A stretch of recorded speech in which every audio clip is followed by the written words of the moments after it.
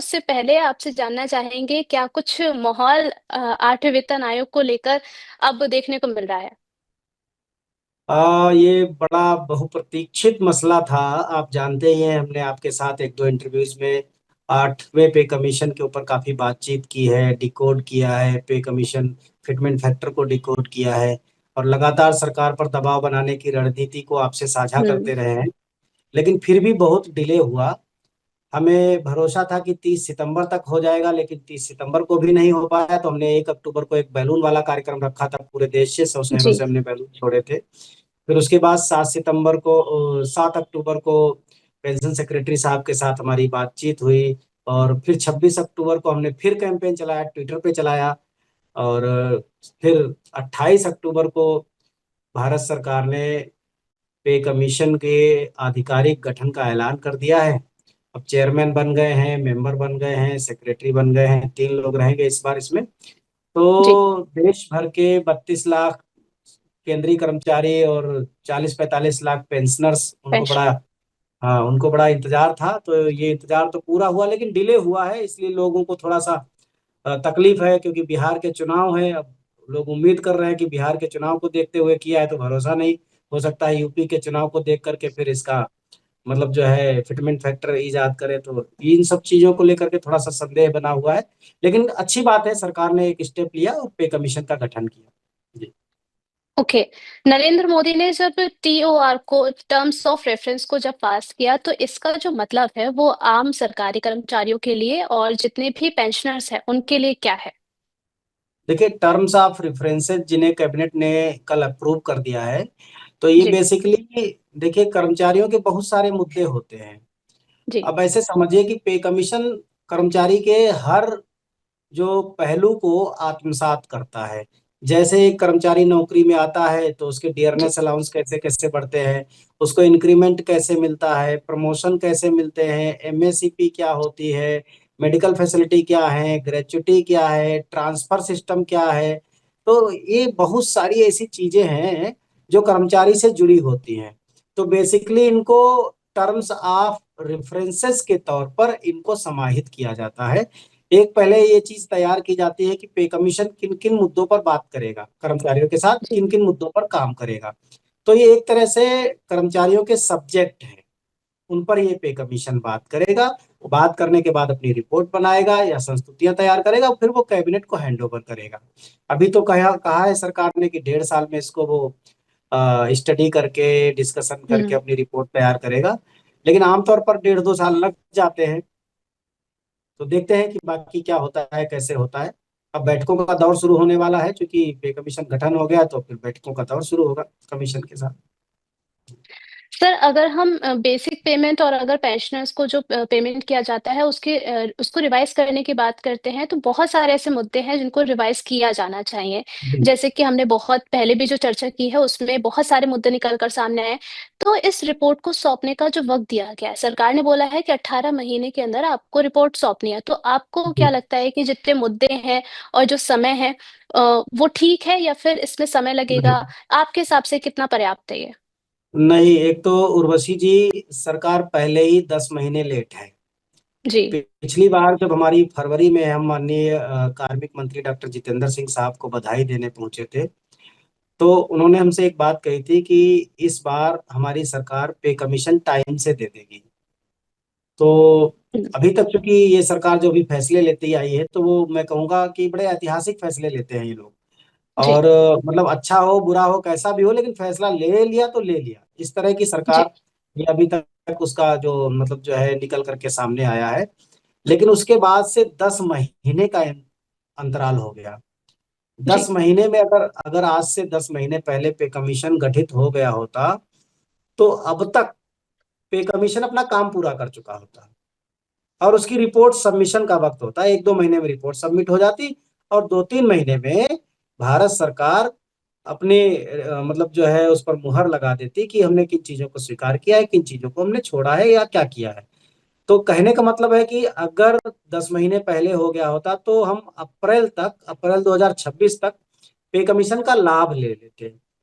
अभी जी। सरकार ने गठन किया है, कह रही कि 1.5 साल तो कमीशन ही लगाएगा। तो 1.5 साल को आप हम्म। वैसे 2 साल मान के चलो, कि 1.5 साल में अगर जमा करेगा तो फिर उसके बाद यूपीएस जब एनपीएस रिव्यू कमेटी बनाई थी तो वो भी 1.5 साल ले लिया था इन्होंने। छोटा काम था, इतना बड़ा काम नहीं था। जबकि पे कमीशन बड़ा मुद्दा है, बहुत सारे हम्म। इसमें टर्म्स ऑफ रेफरेंसेज हैं, बहुत सारे सब्जेक्ट हैं। तो ऐसा लग रहा है कि सरकार इसको 2-2.5 साल तक खींच करके ले जाने के मूड में है। ये बात ठीक नहीं है सरकार की, ये मतलब थोड़ा अखरने वाली बात है। सरकार अगर चाहे तो इसको 200 से 225 दिनों के भीतर इस काम को निपटा सकती है। अब 200 दिन का मतलब ये हो गया कि 6 महीना, करीब करीब 7 महीना मान लीजिए।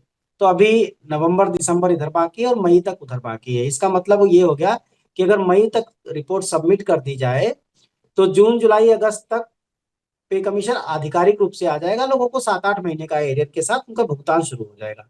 ये तरीका होना चाहिए हमारे हिसाब से। जी, जब पहले इसको लेकर कोई भी खबर सामने नहीं आ रही थी, हर कोई उत्सुक था कि कुछ ना कुछ अपडेट निकल कर सामने आए कि काउंसिल का गठन हो, तब आगे का प्रोसीजर हमें पता चले कि कितना टाइम टेकन है।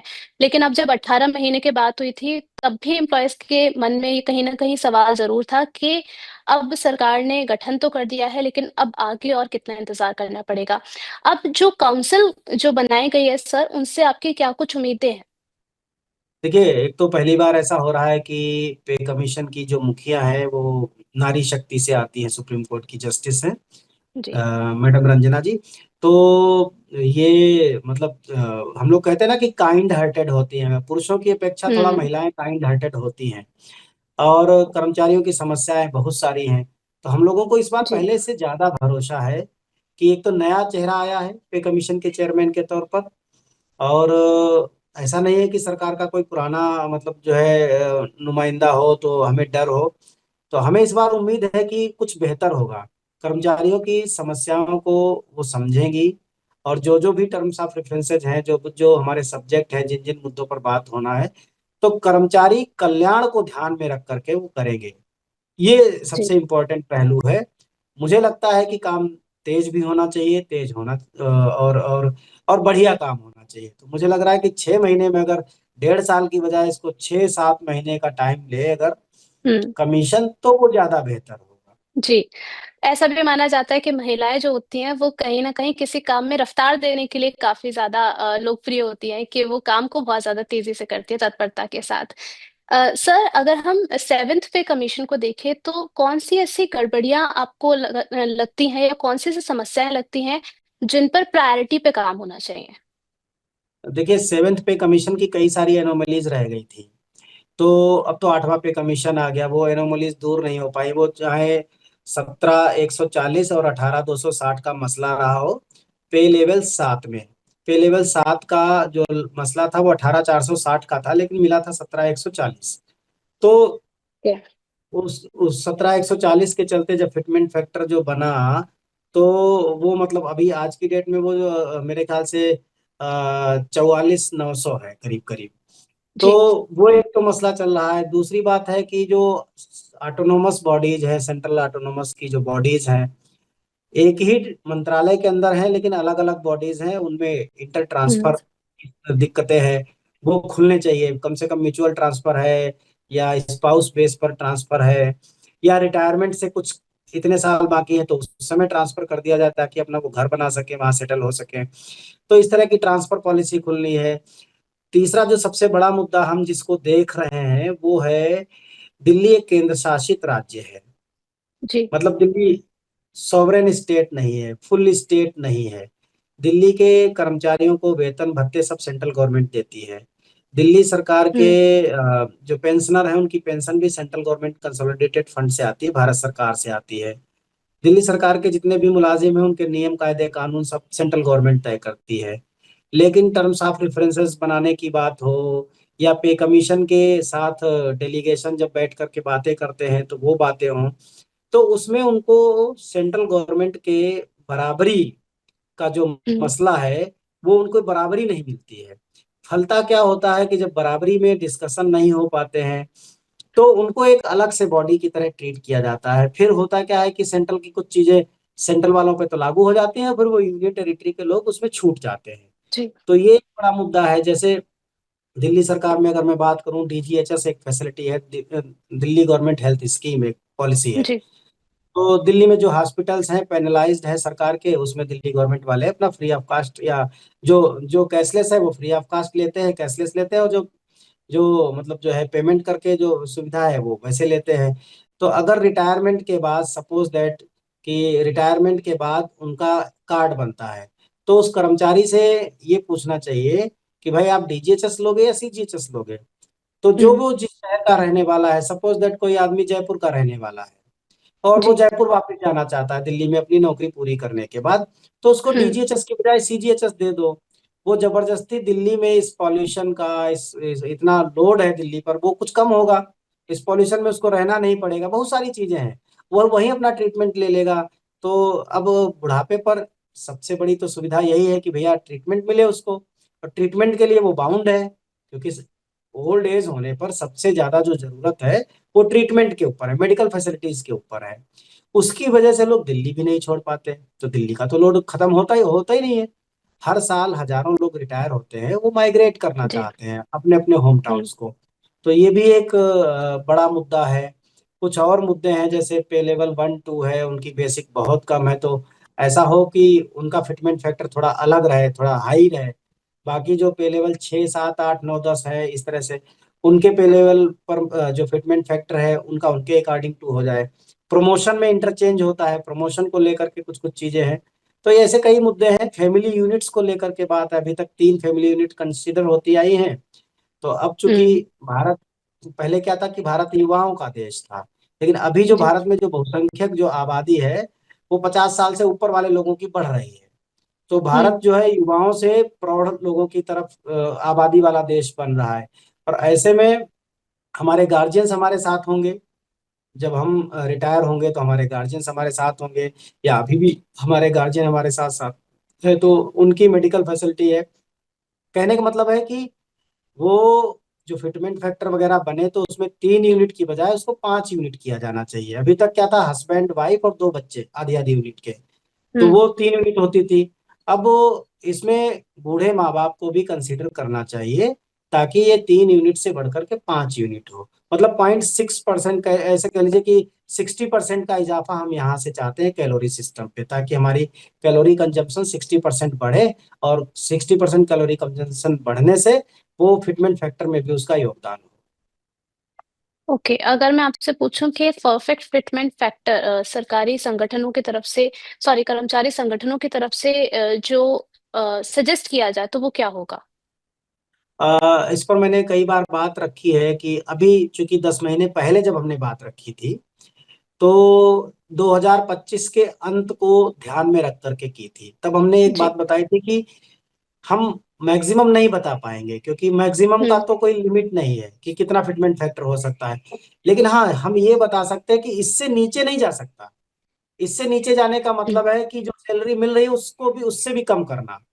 तो हमने उस आज से 10 महीने पहले जब बताया था, तो 2.1 का हमने मिनिमम फिटमेंट फैक्टर दिया था कि अगर ड्यू टाइम से, यानी 1 जनवरी 2026 से लागू हो जाता है रिपोर्ट आकर के, तो कम से कम 2.1 का फिटमेंट फैक्टर होना चाहिए।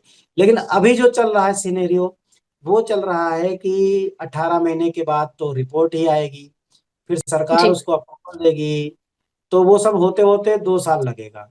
तो उसके लिहाज से हमने 2.6 का मिनिमम फिटमेंट फैक्टर हम कंसीडर करके चल रहे हैं, क्योंकि 1.98 तो वैसे ही पहुंच जाएगा जी। 2027 के लास्ट तक।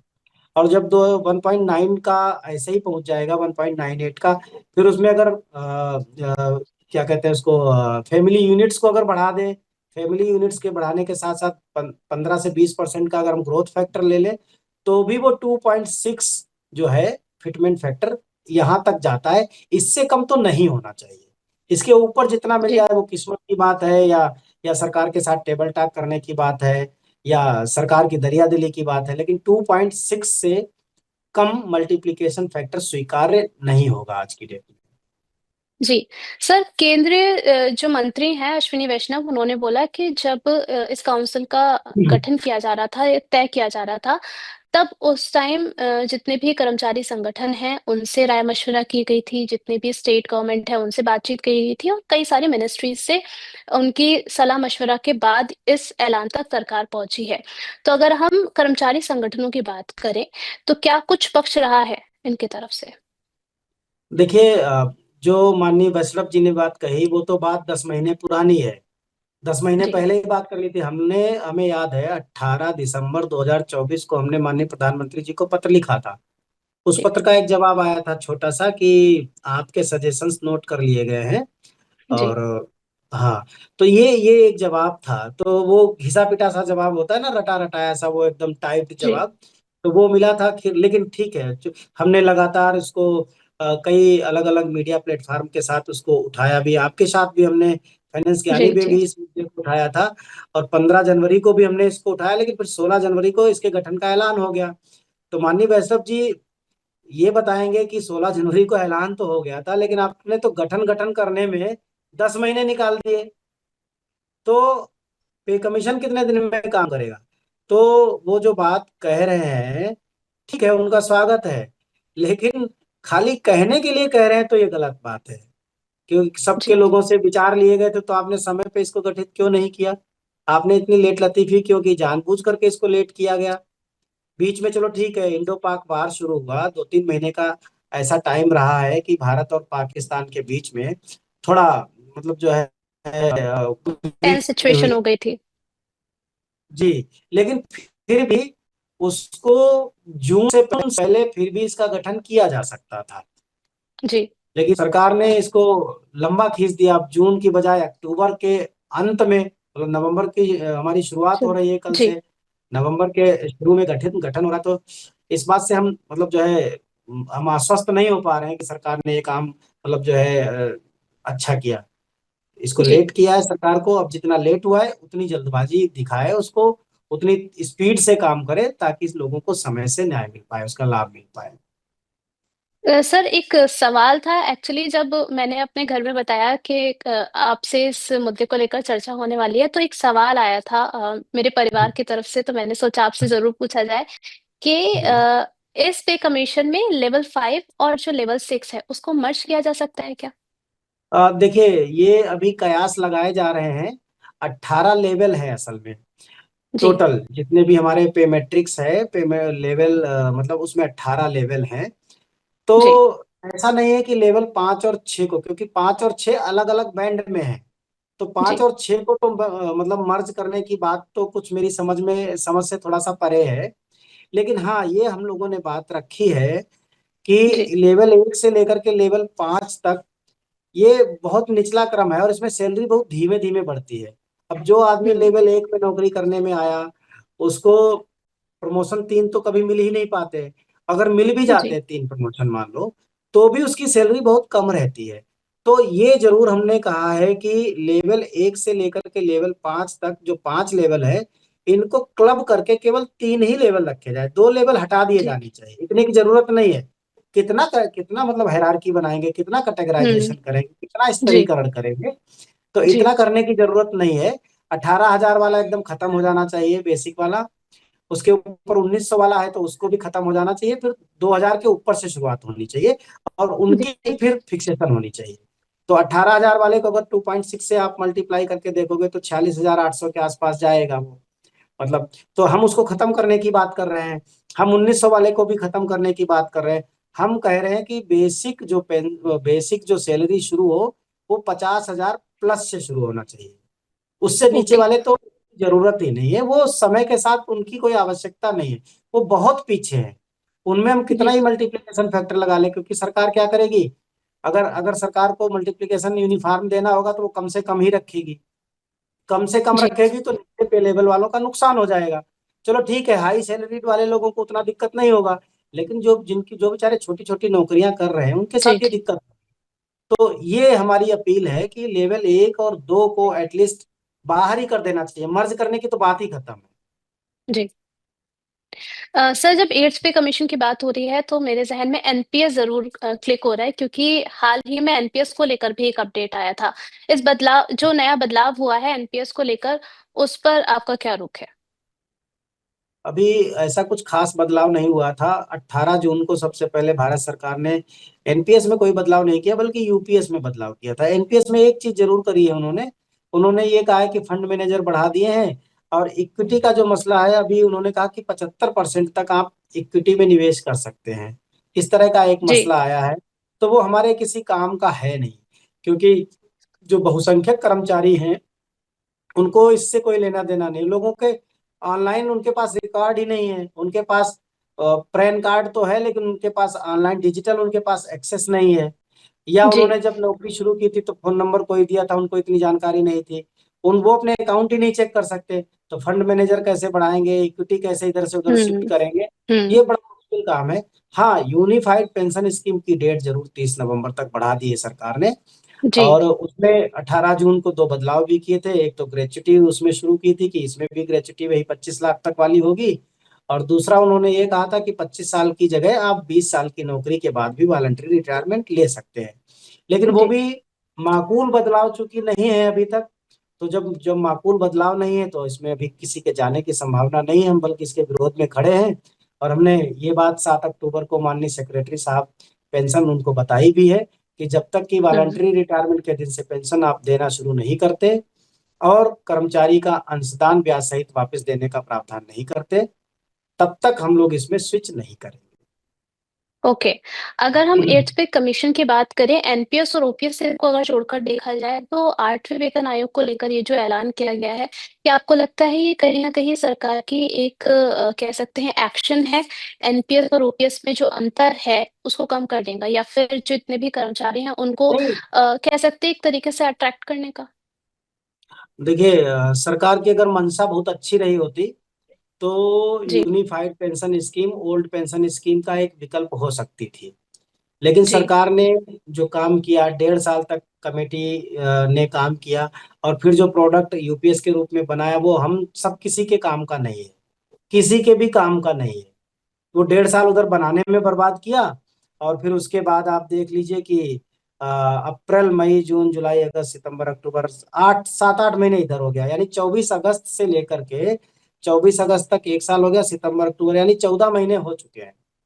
तो जी। 14 महीने जिस प्रोडक्ट को बनाने में उसकी डेंटिंग पेंटिंग की गई वो किसी काम का नहीं, यूजलेस है वो।